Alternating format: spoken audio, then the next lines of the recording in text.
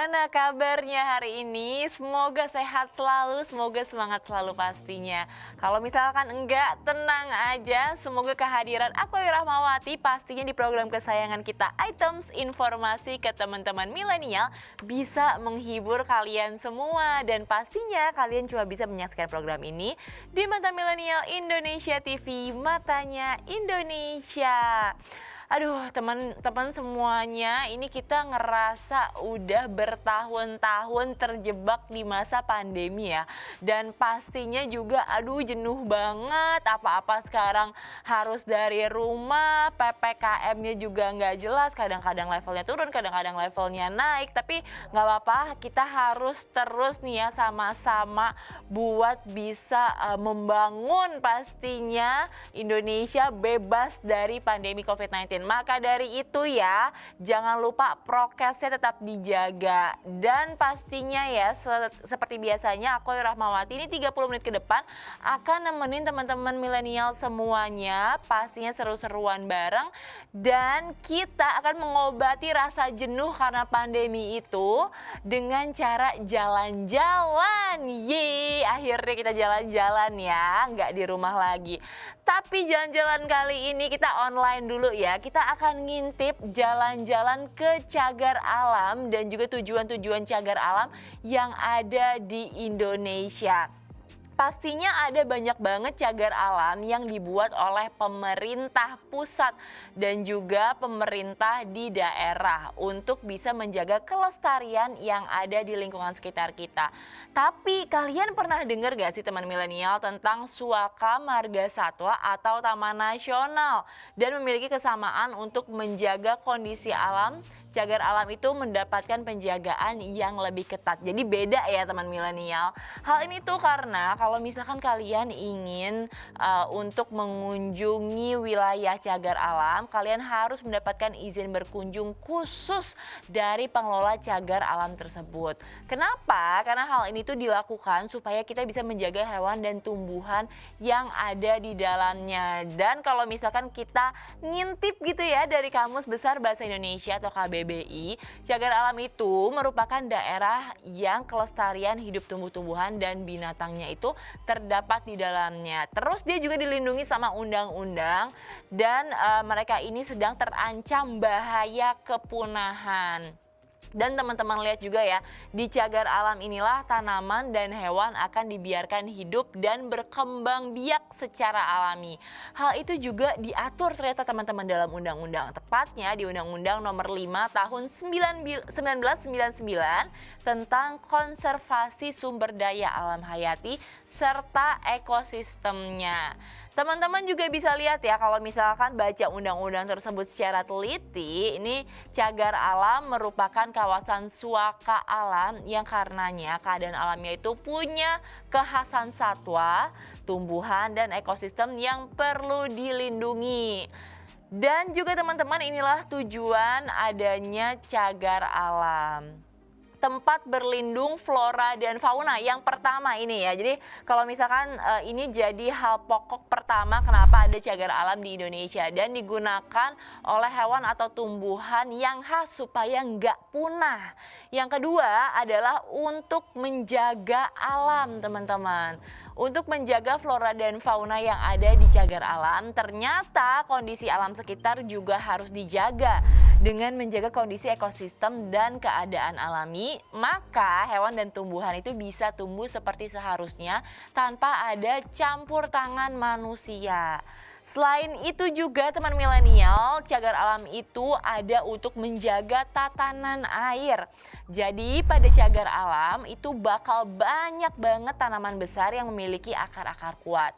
Nah, dari akar-akar tanaman itu nih yang nantinya akan membantu menjaga kondisi dari air yang ada di dalam tanah. Dan juga cagar alam ini bisa menjaga kesuburan tanah karena tanpa adanya campur tangan manusia, tanah yang ada di dalam cagar alam ini akan tersusun dengan baik dan juga subur. Nah, nanti tanah yang ada di cagar alam itu akan jadi subur dengan bantuan dari tumbuhan dan juga hewan-hewan yang ada di sekitar.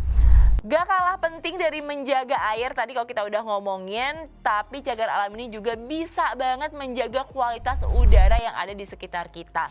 Dalam kawasan cagar alam ini ada banyak banget tanaman yang tumbuh dengan subur dan bisa melakukan fotosintesis dengan baik. Nanti ya teman milenial, dari hasil fotosintesis itulah akan banyak tanaman yang menghasilkan oksigen untuk membuat kualitas udara jadi lebih baik. Tuh dia teman-teman, tadi banyak banget ternyata potensi dari cagar alam yang bisa kita dapetin. Dan teman-teman juga harus tahu loh, ada beda antara cagar alam dan juga taman nasional. Jadi kalau misalkan teman-teman tahu Kebun Raya Bogor, itu tuh dia bukan termasuk cagar alam. Karena kalau misalkan kita datang, kita bisa datang ke sana tuh langsung aja gitu, datang tanpa harus ada persetujuan dari pengelolanya. Cukup bayar aja tiketnya, dan biasanya tiketnya tuh nggak terlalu mahal teman-teman. Tapi beda dengan cagar alam nih, karena kan dia juga dilindungi sama undang-undang. Terus dia ini juga punya tujuan yang lebih kompleks ya. Tadi kan contohnya ada untuk menjaga hewan-hewan yang udah mau punah, terus habis itu menata udara, air, dan lain sebagainya. Jadinya ini pemerintah tuh bener-bener concern banget untuk bisa melestarikan flora dan fauna di cagar alam. Jadi emang nggak sembarangan. Dan pastinya tadi ya, setelah informasi yang kita bahas, kita tahu banget bahwa di luar sana itu banyak banget ya teman milenial, sayangnya manusia-manusia yang nggak bertanggung jawab, yang ini careless banget, nggak peduli untuk merusak alam. Padahal ya, kalau misalkan kita pikir-pikir lagi, banyak banget loh ruginya kalau misalkan kita merusak alam secara nggak beraturan gitu. Mungkin kalau kita lihat ya, bukan cuma secara perorangan aja, tapi kadang-kadang tuh udah industri-industri besar yang bisa ngerusak alam. Jadi ini adalah salah satu hal yang sangat disayangkan, dan pastinya juga cagar alam ini hadir supaya bisa menanggulangi kerusakan alam tersebut. Nah, teman milenial gimana? Ada yang udah pernah ke cagar alam gitu? Mungkin di Indonesia atau di luar negeri dulu waktu lagi jalan-jalan sebelum masa pandemi. Kalau misalkan teman-teman ada yang udah pernah ke cagar alam, boleh banget dong kita sharing ya di kolom komentar di bawah. Pernahnya ke cagar alam mana aja. Terus habis itu mungkin teman-teman ada pernah ngelihat binatang-binatang khas atau endemik dari daerah-daerah gitu ya, yang ada cuma di cagar alam itu. Nah, sebetulnya sih beberapa kali ya Ayu juga pernah ke luar pulau dari Pulau Jawa, tapi belum pernah sayang banget ke cagar alam yang ada di daerah-daerah. Dan pastinya sebenarnya penasaran banget sih. Ini pastinya kalau buat Ayu sendiri akan jadi masuk ke bucket list Ayu ketika misalkan nanti pandemi udah berakhir ya. Semoga amin sebentar lagi pandemi benar-benar berakhir. Jadinya Ayu bisa ngeliat ada apa aja sih di cagar alam, dari mulai floranya dan juga faunanya. Dan teman milenial, itu aja yang bisa Ayu sampaikan. Tapi di segmen ini tenang aja, di segmen selanjutnya kita akan bahas sesuatu yang menarik banget, yaitu tujuan-tujuan dari cagar alam atau tempat-tempatnya tuh ada di mana aja. Buat kalian yang penasaran, pastiin stay tune terus sama kita, pastinya cuma di Items Informasi ke teman-teman milenial.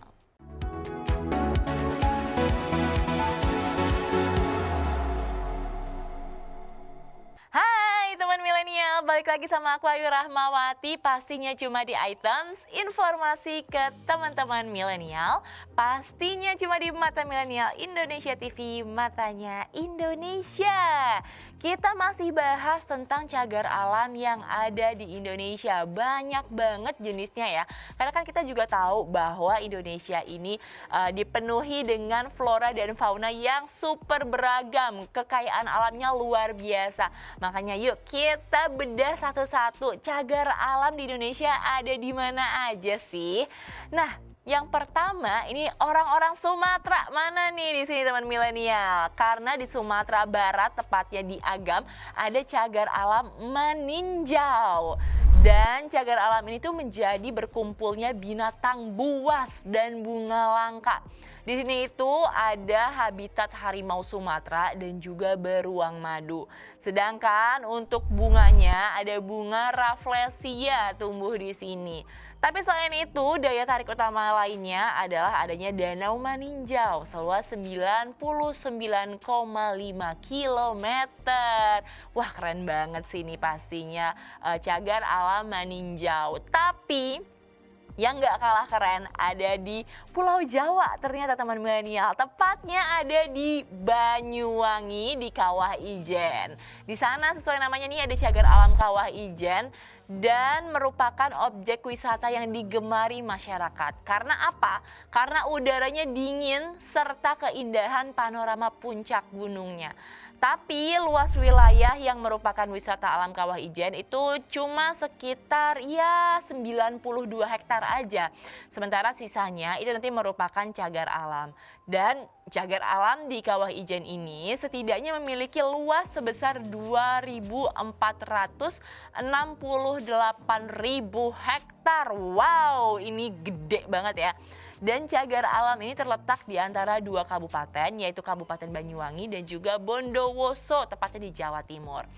Keanekaragaman hayati di cagar alam ini dikategorikan berdasarkan ketinggiannya di atas permukaan laut dan daerah dengan ketinggian 700 hingga 1000 mdpl meliputi hutan lindung. Sementara daerah dengan ketinggian 1000 sampai 2500 mdpl disebut dengan hutan hujan pegunungan tinggi yang memiliki jenis vegetasi dominan berupa edelweiss. Beda nih halnya teman milenial dengan daerah ketinggian 2.500 hingga 4.000 mdpl. Ini disebut dengan hutan hujan subalpin yang didominasi oleh vegetasi semak dan perdu. Selain itu, jenis satwa ini juga tersebar di cagar alam berupa macan kumbang, ada luwak juga, kucing hutan, lutung Jawa, dan beberapa jenis burung yang meliputi beberapa jenis burung endemik. Dan yang ketiga, ini kita ke timurnya Indonesia, jalan-jalan ke tempat yang katanya surganya dunia. Ya udah bukan surga yang paling indah di Indonesia doang, tapi udah surga yang paling indah di dunia nih katanya, yaitu Raja Ampat. Di sana ada yang namanya cagar alam Waigeo Barat. Sebenarnya nih ya teman milenial, ada dua cagar alam di Waigeo yang terpisahkan oleh Teluk Mayalibit, yaitu Waigeo Barat dengan luas sekitar 95.200 hektar dan Waigeo dengan luas sekitar 119.500 hektar. Satwa khas yang hanya terdapat di cagar alam Waigeo adalah Maleo waigeo yang merupakan burung jenis maleo yang sensitif banget sama suara dan susah banget ditemuinya teman milenial.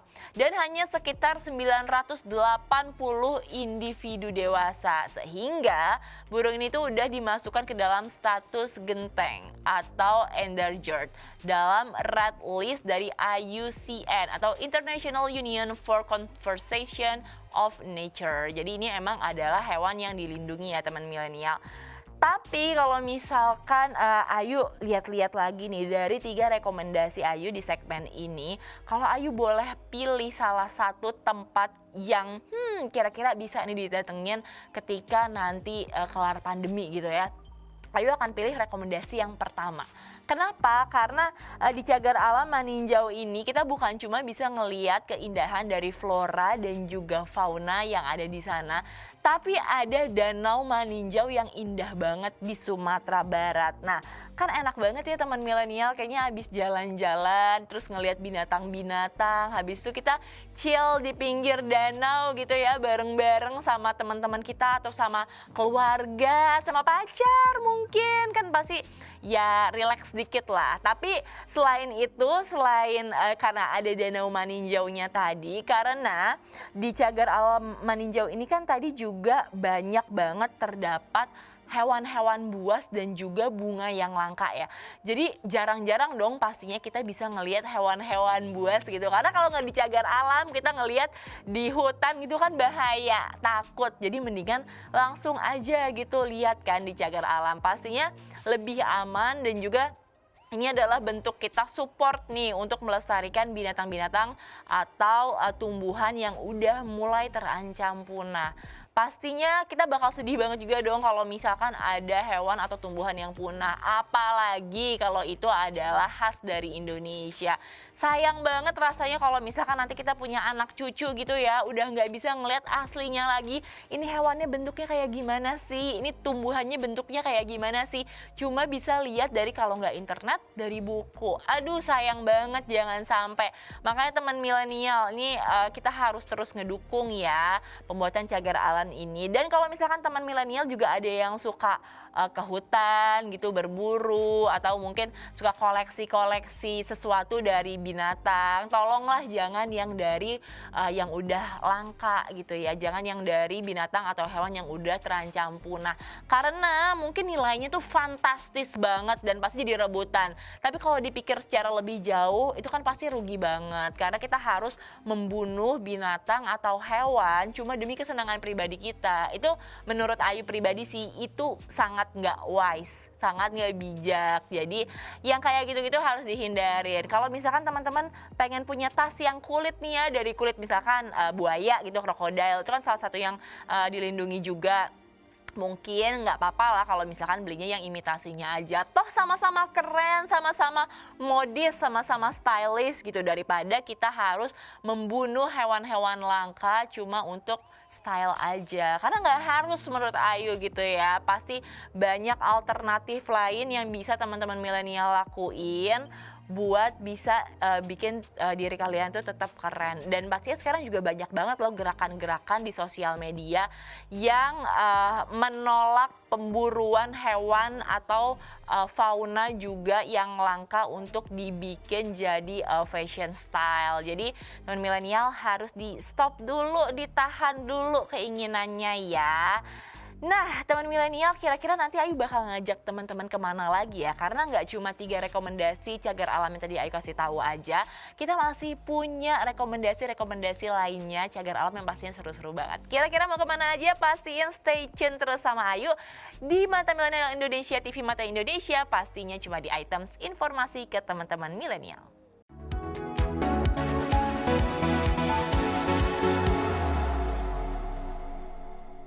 Hai teman milenial, gimana setelah break tadi udah kepikiran belum? Kira-kira mau ke cagar alam yang mana nih?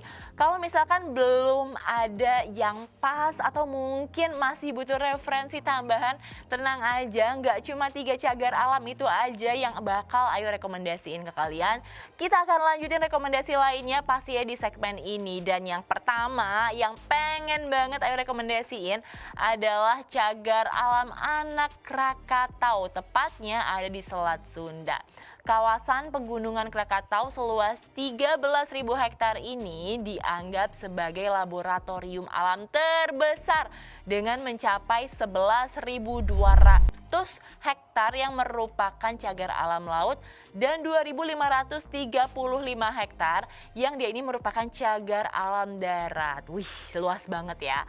Meski daerah pegunungan yang masih gundul ini terdapat beberapa jenis keanekaragaman hayati di lokasi ini seperti 257 spermatopita, 206 jenis jamur, 61 jenis paku-pakuan, dan 13 jenis license. Wow, sementara itu jenis satwa yang terdapat di kawasan ini adalah sebanyak 154 spesies, termasuk kadal, biawak, penyu, ular, tikus, dan kalong yang berukuran kecil sampai yang besar juga ada. Dan di sekitar tahun 1991,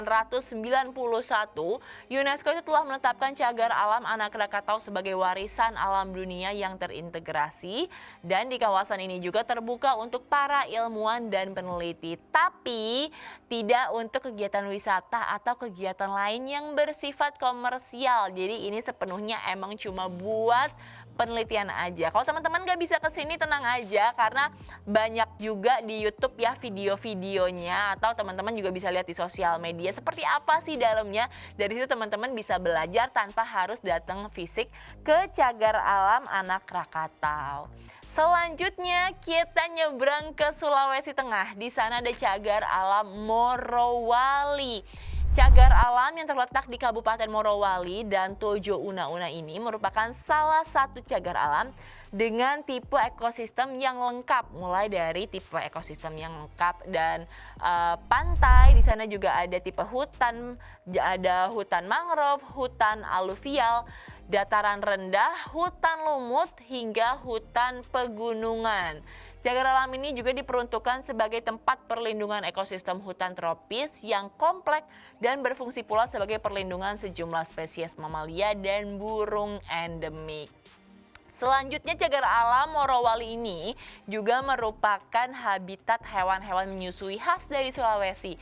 Contohnya kayak anoa, kram kuskus beruang, musang abu-abu juga ada di sini. Cagar alam ini juga merupakan cagar alam terluas yang ada di Sulawesi, yaitu luasnya sekitar 225.000 hektar. Tapi kini luasan ini tuh telah berkurang banyak karena adanya degradasi hutan yang diakibatkan oleh eksploitasi dari pihak-pihak yang ingin memanfaatkan lahan dan kekayaan alam di Morowali. Emang ini adalah salah satu tempat yang indah banget ya di Indonesia. Harus dijaga supaya nggak rusak nih teman milenial.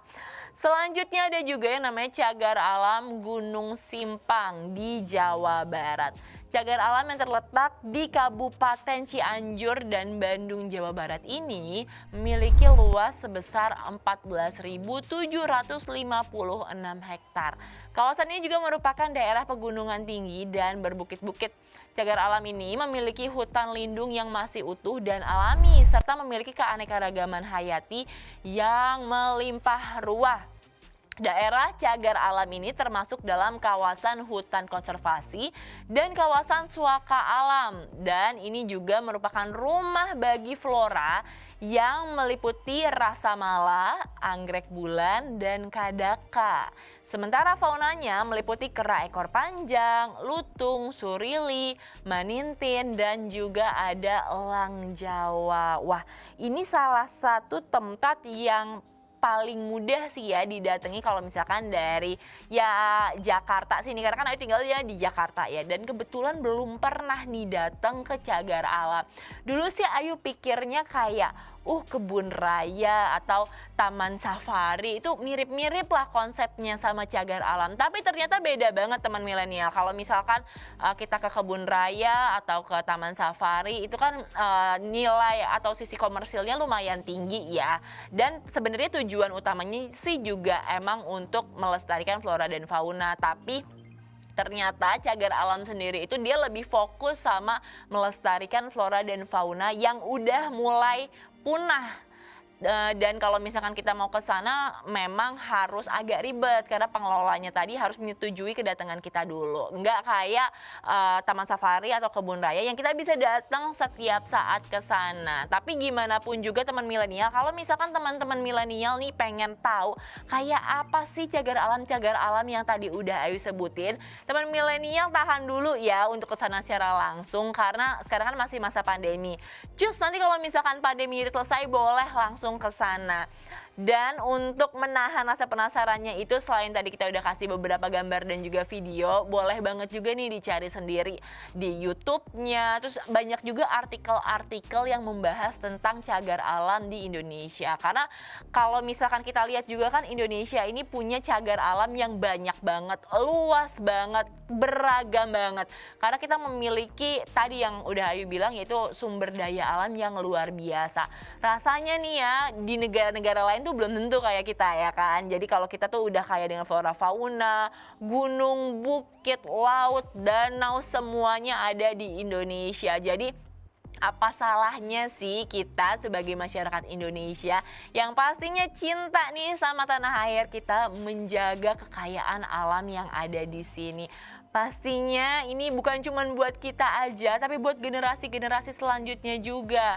Kita harus terus nih ya teman milenial menjaga kekayaan alam kita, karena bukan cuma nanti rugi ke generasi yang setelahnya aja, tapi kita juga bisa loh ngerasain efek langsung dari kerusakan alam yang ada. Contohnya, kalau misalkan kita sembarangan nebang pohon gitu ya, bisa nanti jadi tanah longsor, bisa jadi banjir, bisa jadi bencana-bencana yang lainnya lingkungannya juga. Ya, ini mungkin ya selain faktor alam, bencana-bencana yang tadi Ayu sebutin ini sedikit banyak juga melibatkan unsur dari manusia.